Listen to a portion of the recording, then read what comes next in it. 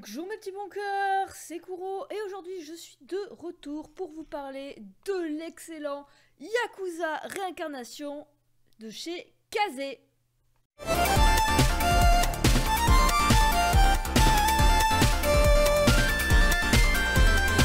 Alors, comment vous dire? Comment vous dire simplement un Yakuza qui se réincarne en une princesse? Bon, déjà, ça sent le bail, quoi.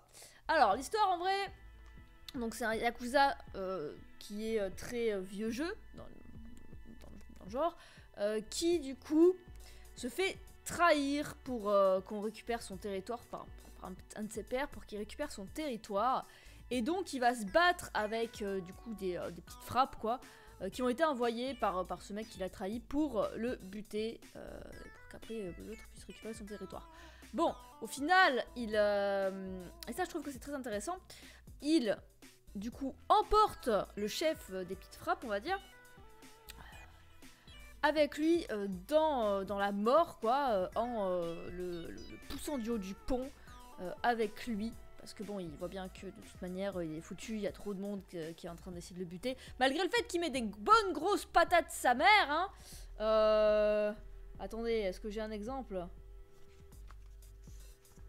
Genre là, par exemple, il lui rentre dedans. Et ouais, il a un tatouage dans tout le dos, d'une déesse.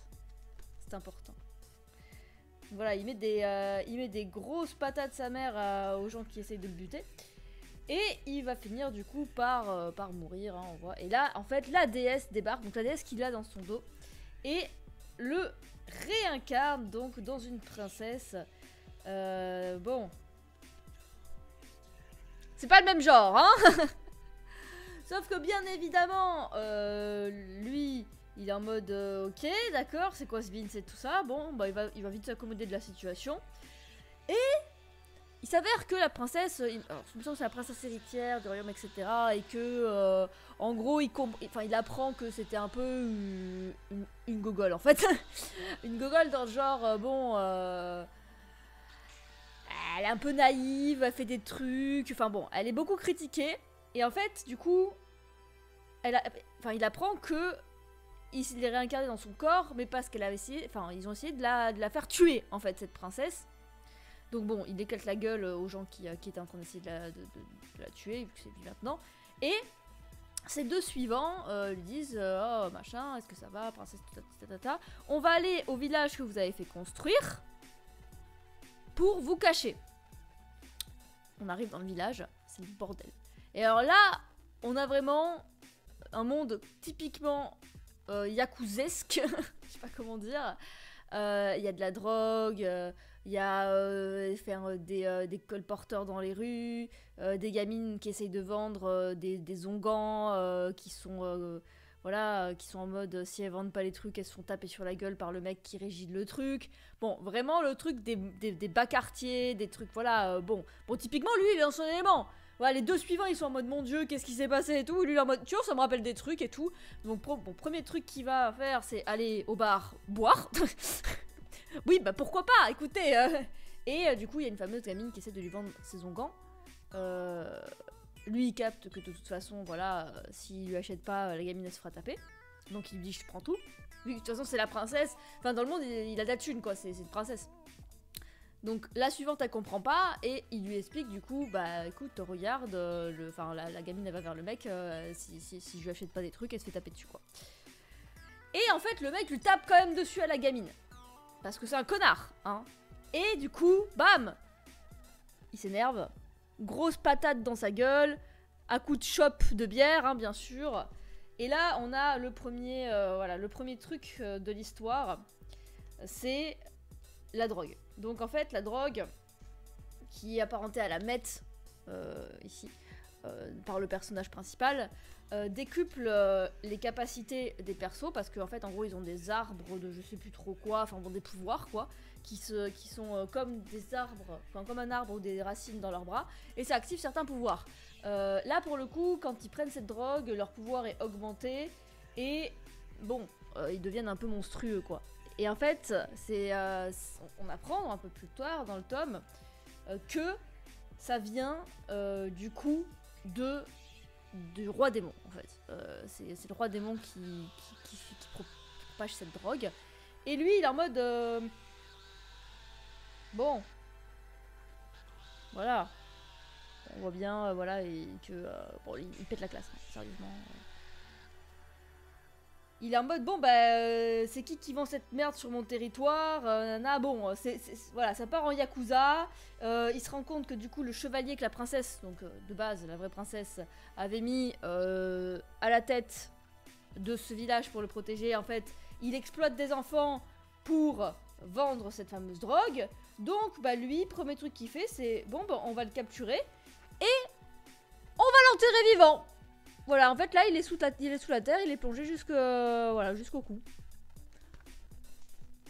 Il se dit c'est une solution, voilà, bon bah bon bah clairement lui il va essayer de lui défoncer la gueule en prenant du coup une pilule de drogue. Sauf qu'en fait le personnage principal est complètement fumé parce que en tant qu'Yakuza il a appris un art martial de malade. Parce que là en fait il utilise même pas encore l'arbre voilà, du truc quoi, de leur pouvoir. Et il s'avère que du coup ils vont faire des investigations, il va remettre le chevalier corrompu à sa place et il va arriver à la conclusion que dans le lac, j'essaie de chercher la page, en fait il y avait un gros wad, de démon et il va lui défoncer la gueule au wad de démon. Et ça redevient comme avant voilà, le petit lac. Bon, en gros, ça c'est le premier tome. Je vous ai fait un petit peu un résumé de tout ça, voilà, de ce que ça donne le premier tome. Je vais pas vous le cacher, j'ai été continuer en scan. Parce que je me suis dit, ok, il faut que je sache. Il faut que je sache ce que ça donne, parce que j'ai plein de questions qui se sont posées, et surtout, c'était très bon pour commencer, et je me suis dit, soit ils éclatent tout après, soit ça va être de la merde. Je vais pas vous raconter la suite parce qu'elle n'est pas sortie en manga officiellement, mais ça éclate tout, je vous le dis. C'est un truc de malade. En fait, en gros, pour vous résumer, c'est... Discuter, ça marche pas? Bah on lui tape dessus, en fait. Ah, taper dessus, ça fonctionne. Moi, c'est un truc que... En fait, je pourrais être ce personnage principal, je vous le dis. Si, je pourrais totalement être ce personnage. Moi qui ai tendance à faire « Ah bon, discuter, ça marche pas ?» Bah on se tape dessus alors, ça va peut-être mieux marcher. Si j'étais dans un univers comme ça, je serais totalement comme ça, je vous le dis tout de suite. Bah évidemment, si j'avais la même force que lui, hein, si je suis une grosse merde, c'est sûr que je suis pas amusée à aller taper sur les gens. Quoique... Bon, bref. Donc du coup, j'adore ce genre de choses. Le truc, c'est que le isekai, en fait, pour ceux qui sont un peu saoulés des isekai, n'est pas ultra présent. En fait, ce qui est intéressant dans le fait que ce soit isekai, c'est le fait que c'est un yakuza et que du coup, il a voilà, toute la vie du yakuza derrière et l'art martial qu'il a, qui va l'aider du coup à défoncer la gueule aux gens. Mais sinon, en vrai, voilà, il a pas... Le isekai, il lui a pas donné des pouvoirs extraordinaires, genre... Enfin, pas au début en tout cas. Enfin, après on sait pas si c'est parce que c'est lui qui s'est réincarné, etc. Mais j'en dirai pas plus. Il va avoir évidemment les arbres. Enfin, l'arbre là. Mais bon, du coup, il est dans le corps d'une princesse royale. Donc théoriquement, l'arbre il est censé être un peu fumé. C'est un peu ce qui est dit de base. Donc c'est pas forcément parce que c'est lui qui s'est réincarné. C'est juste parce qu'il s'est réincarné dans le corps de cette meuf. En fait, de base, le corps a ce pouvoir. Donc c'est pas parce qu'il s'est réincarné comme dans les isekai classiques où genre... le mec il se réincarne en bébé et en fait il est ultra cheaté, il peut faire des sorts de ouf parce qu'il connaît l'ancien de vie, etc. Non, là c'est vraiment, bah, il est fort parce qu'il connaît un art martial, c'est vraiment très basique, c'est pas de la magie, c'est pas des trucs pouf, clac clac, c'est magique, c'est l'isekai, non, là c'est vraiment, bah, c'est dans son ancienne vie, il avait les arts martiaux, donc évidemment il s'en sert. Bon, en plus c'est vachement bien foutu parce que c'est vraiment... On rentre dans un cadre, c'est un monde qui est plutôt... voilà, moyenâgeux, on va dire, avec de la magie. Mais on a quand même tout l'aspect du type Yakuza, comme je vous ai dit, de la prostitution, de la drogue, etc., qui est représenté, qui est calqué dans ce monde-là, qui rend très très très bien, du coup, et qui s'adapte très très très bien à tout ça, franchement.